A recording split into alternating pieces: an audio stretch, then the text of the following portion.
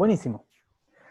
Entonces, volviendo a los antirrecurrenciales, estabilizadores de ánimos o antiepilépticos, básicamente se está estudiando hace un montón, pero no se sabe exactamente, como bien les decía, cómo funciona el litio. Sí se sabe, y sí en otros antirrecurrenciales, se entiende que lo que genera, como bien lo dice, son estabilizadores de membrana. Lo que hace es que la membrana sea, ¿cómo decirlo?, más reacia a despolarizarse en algún punto. Sería como una forma de verlo. Como por ejemplo, imagínense que bloquea los canales de calcio de repente. Ustedes vieron que el calcio es fundamental porque cuando estoy llegando al botón terminal para hacer sinapsis, entra calcio y ese calcio genera entonces que los neurotransmisores salgan. O en la postsinapsis es fundamental que cuando yo hago sinapsis, en los receptores se abren canales de calcio en la postsináptica para que el impulso nervioso siga. Aún no, Si, queda un si yo poquito. altero eso... Poquito, Sí. pero. Ajá, voy así. Oh, mira, Nahuel, tenés el micrófono abierto. Pasé sin querer lo siguiente. Bueno, básicamente funcionan así y se utilizan mucho en lo que es trastorno bipolar. Tiene algún sentido, ¿no? Porque si vos tenés un trastorno bipolar, que por las dudas, si no está muy claro, igual lo vamos a ver ahora en breve, el trastorno bipolar se caracteriza no por esto del típico ser bipolar y que tenés tipo un día sí, un día no, sino por un par de meses fuertes de depresión, un trastorno depresivo mayor, y después unos 6 meses fuertes de una hipomanía o una manía. Es una persona que alterna entre estados de ánimo muy fuertemente, muy marcados, con una regulación emocional muy dificultosa y por periodos bastante prolongados, generalmente de meses. Eh, claramente los estabilizadores de ánimo, digamos, regulan para ambos lados, por así decirlo, ¿no? Vos tenés un estado de ánimo más bien depresivo o un estado de ánimo más bien exultante. De todas formas, un estabilizador de membrana, no importa hacia qué lado, te va a bajar la actividad en sí.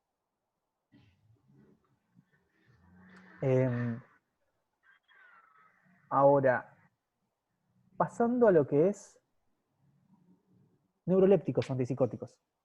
Como decía, tenemos típicos y atípicos. Los típicos surgieron primero. Los atípicos surgieron porque los típicos fallaban. No tan así, pero los típicos tenían muchos efectos secundarios. Claramente, el ejemplo para esto es para tratar esquizofrenia o trastornos esquizoides, paranoias, etc. El grupo psicótico, digamos. Eh, los antipsicóticos, los neurolépticos típicos, el ejemplo clarísimo es el haloperidol. Igual creo que el primero fue la clorpromacina, pero el haloperidol es un ejemplo clarísimo.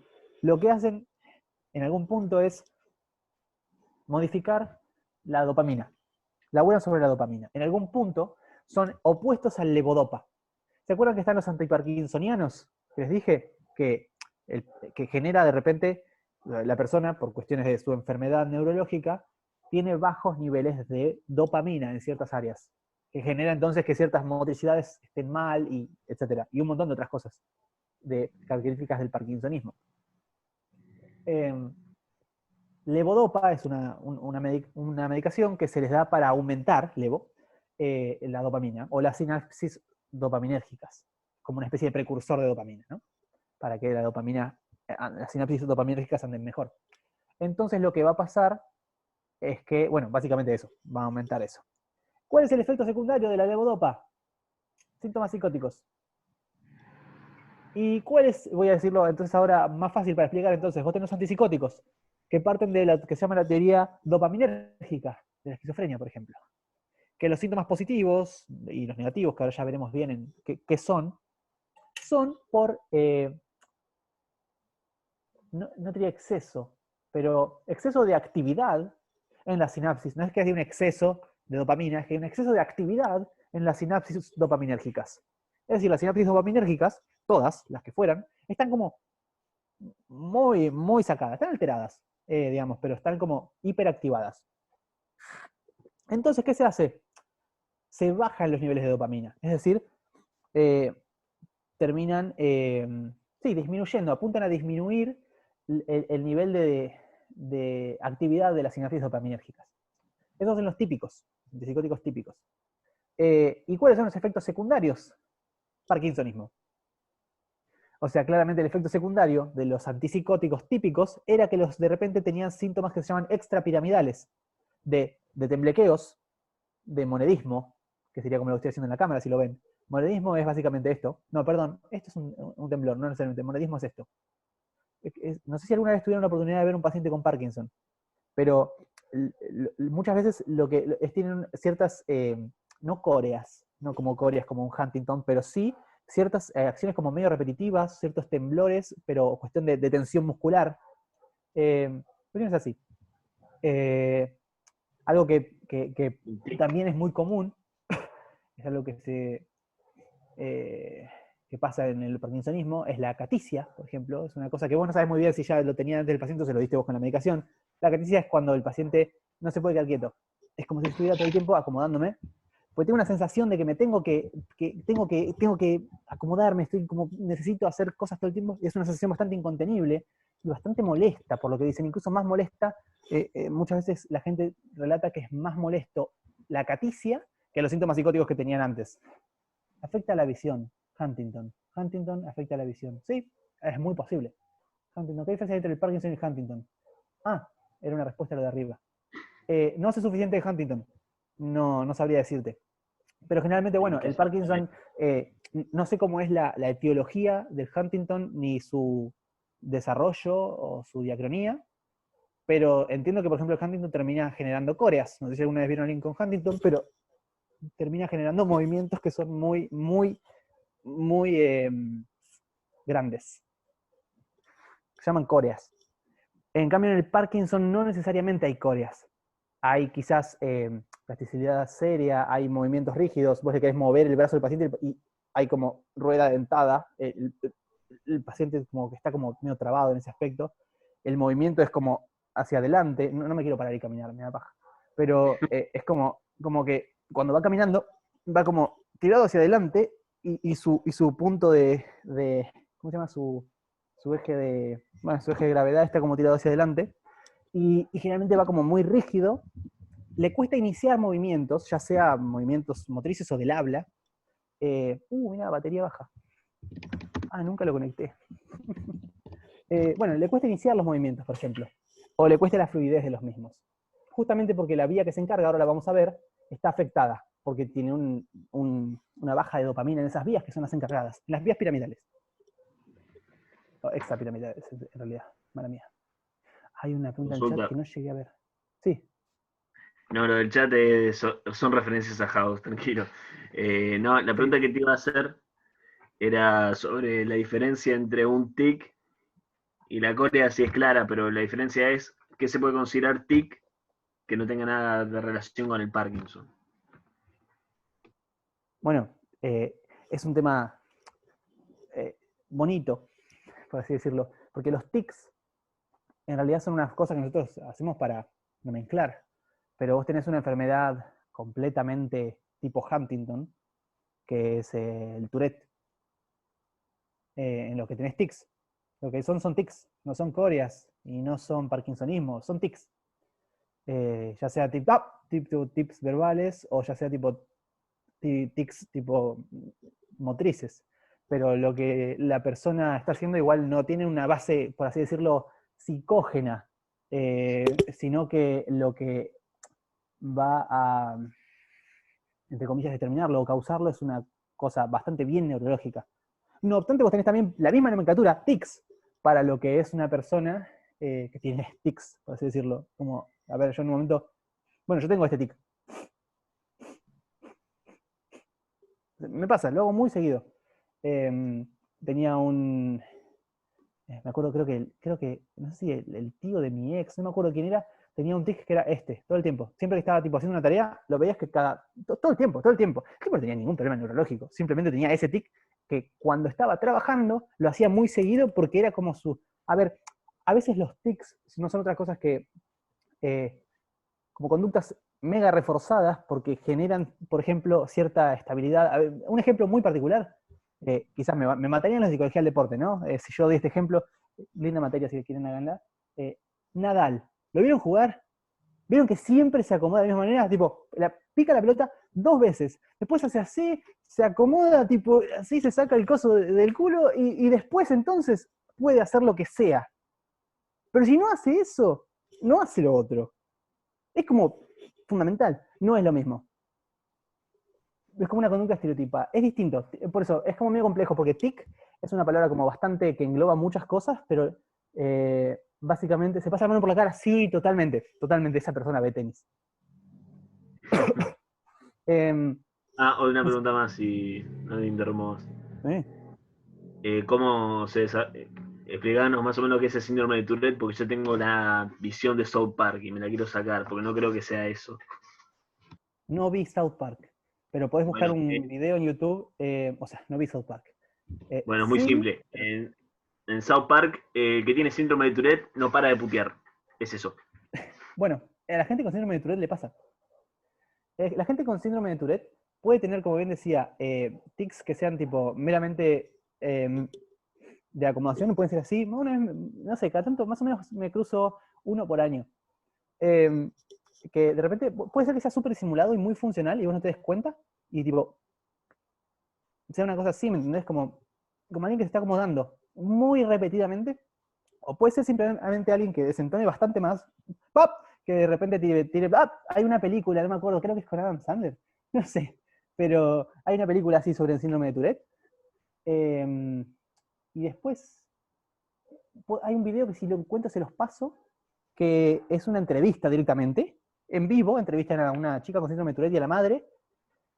El problema más grande es que a veces el síndrome de Tourette generalmente es agresivo, o sea, el contenido puede ir variando del tic.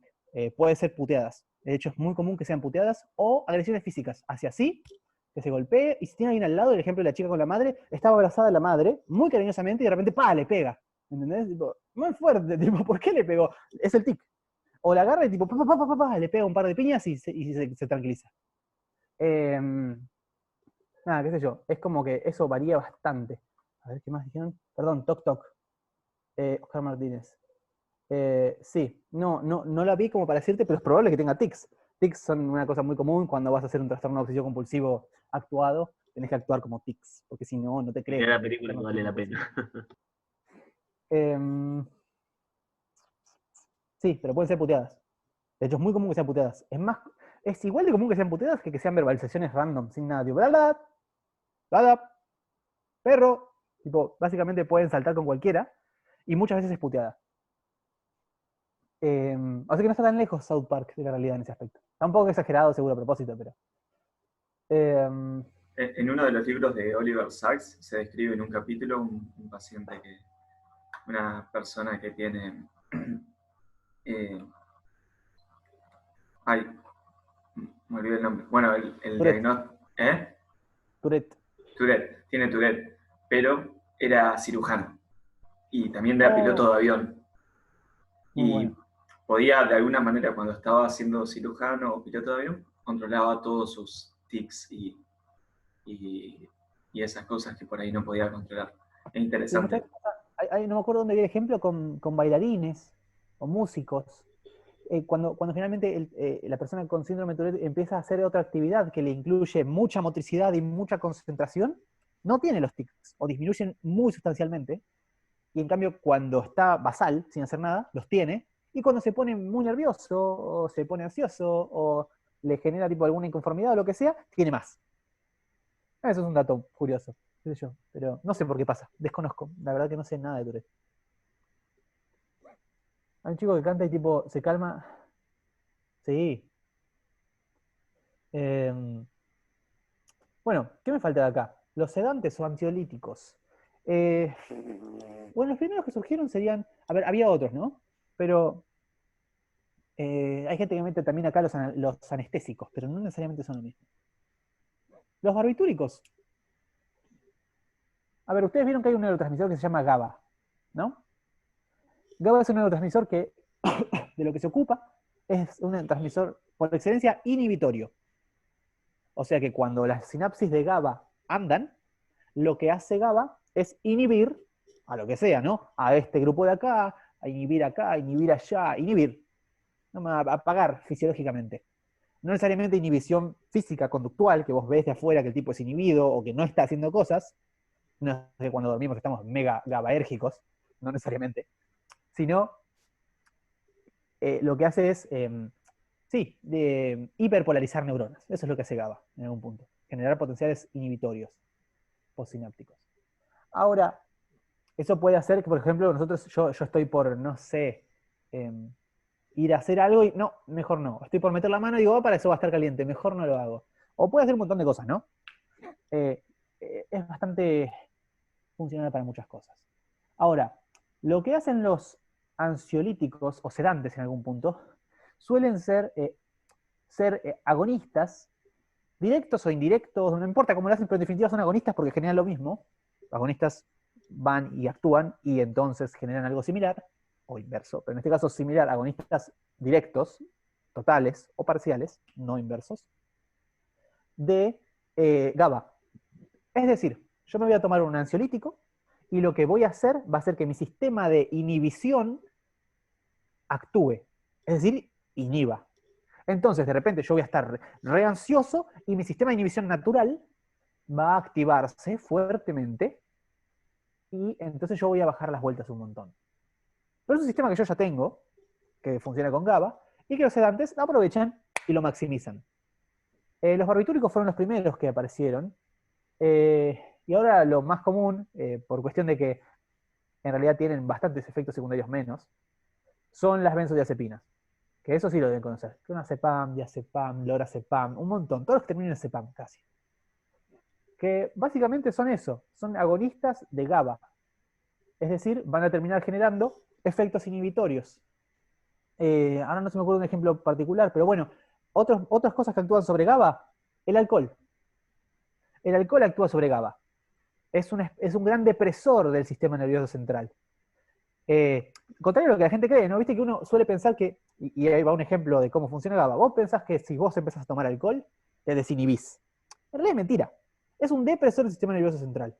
Vos empezás a tomar alcohol, y lo primero que se te apaga, entre comillas, o inhibe, es la corteza frontal,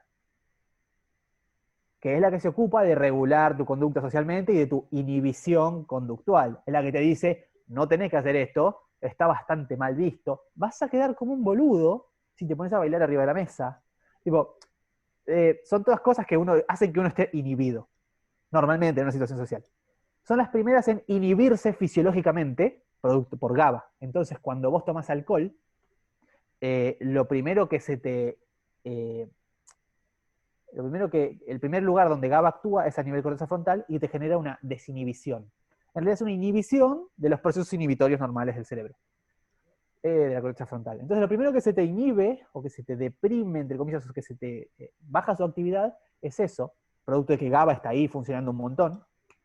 Pero después, ustedes habrán visto que mientras más alcohol tomás, no te pones más activo.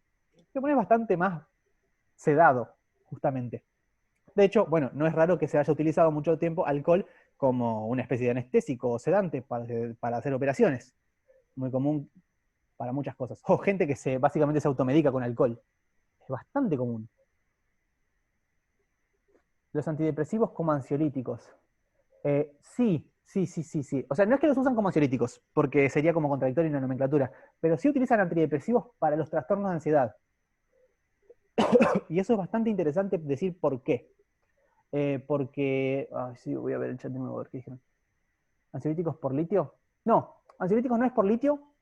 Ansio, de ansiedad, y lítico, de romper o matar.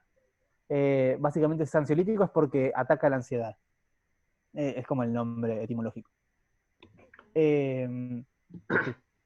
No, y disculpa, no me acuerdo si habías dado un ejemplo de ansiolíticos o no llegué a escuchar. Un ejemplo de ansiolíticos, sí, ansiolíticos son los barbitúricos o las benzodiazepinas, el clonazepam, el lorazepam o el alcohol. El alcohol es un ansiolítico, o sea, es un sedante. Actúa como agonista de GABA en algún punto. Entonces, básicamente, arrancó la cosa esa. Entonces, básicamente lo que vas a tener es una, se caga de risa y ahí, una depresión o una GABA va a estar inhibiendo y cada vez más, al punto que vas a tener una desinhibición, o sea, que el paciente esté tipo HM, medio frontalizado. HM dije, nada que ver, Phineas Gage. El paciente está medio desinhibido, no sigue muchas normas sociales, hasta que de repente va a empezar a bajar y va a tener de repente disartria y va a costar hablar porque tipo todas las cuestiones motrices también están inhibiéndose por GABA, por el alcohol, que es un agonista de GABA.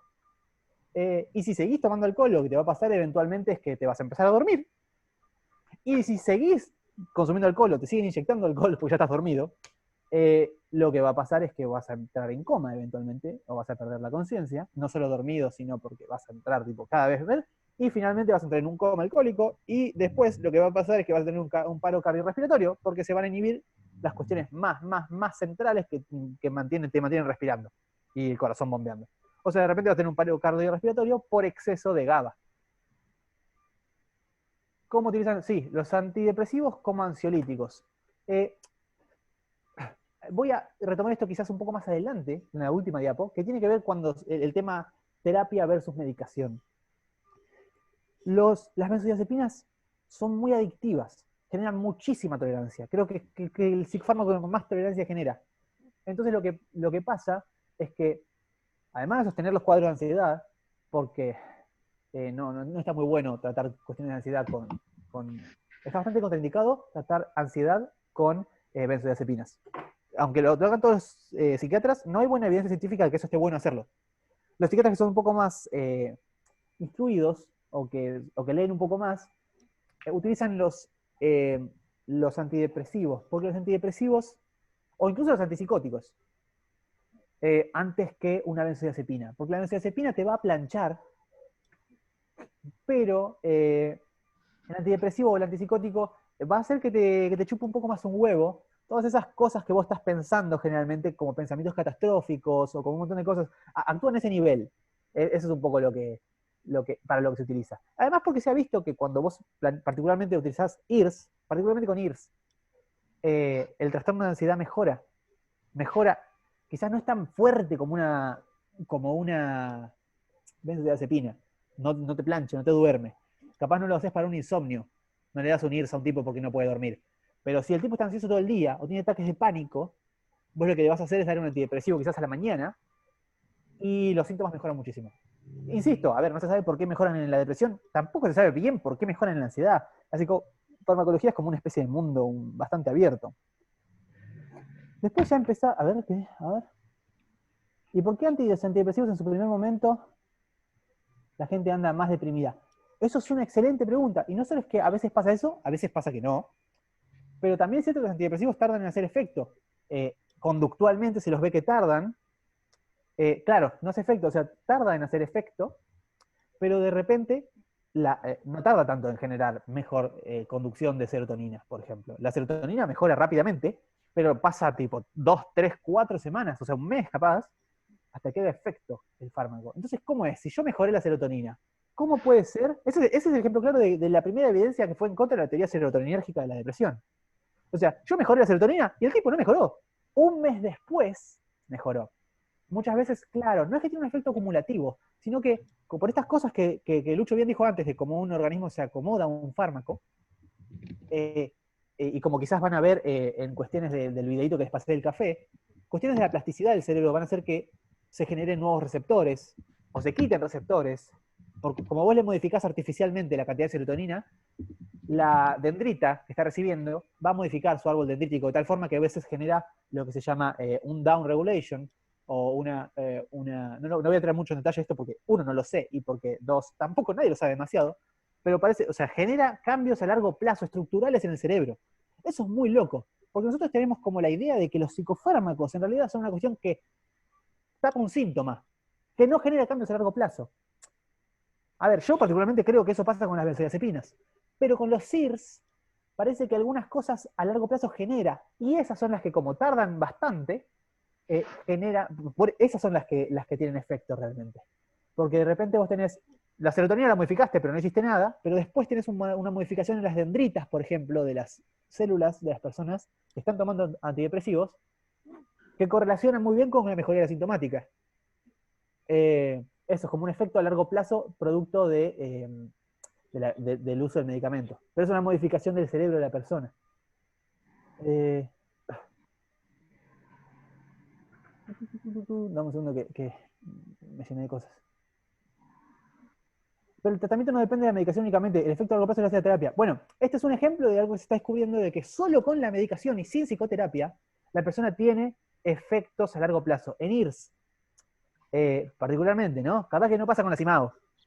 Es decir, el cerebro es bastante plástico y va a generar cambios a largo plazo producto de la medicación únicamente. En este caso, no tengo noticias y me parece que no hay evidencia científica que eso pase con las benzodiazepinas, por ejemplo. Entonces, las benzodiazepinas sí, es como dice Analía. Los efectos a largo plazo no son de la benzodiazepina, serán de la psicoterapia si tienes algunos.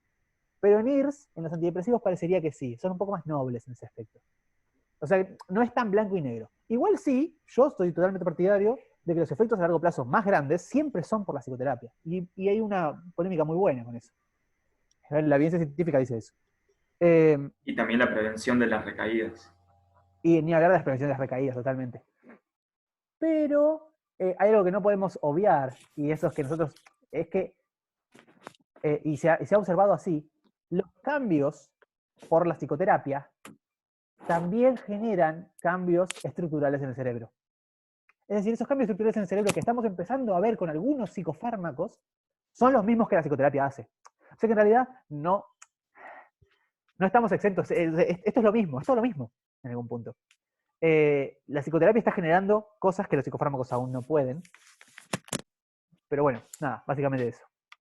Como para marcar un poco que no es algo tan River Boca y tan contrario, sino que muchas veces en realidad lo que está haciendo un IRS capaz es lo que estás haciendo en terapia. En realidad termina generando los mismos cambios, porque los cambios en el cerebro generan cambios en el comportamiento, pero los cambios en el comportamiento, los cambios en la psicología, generan cambios cerebrales.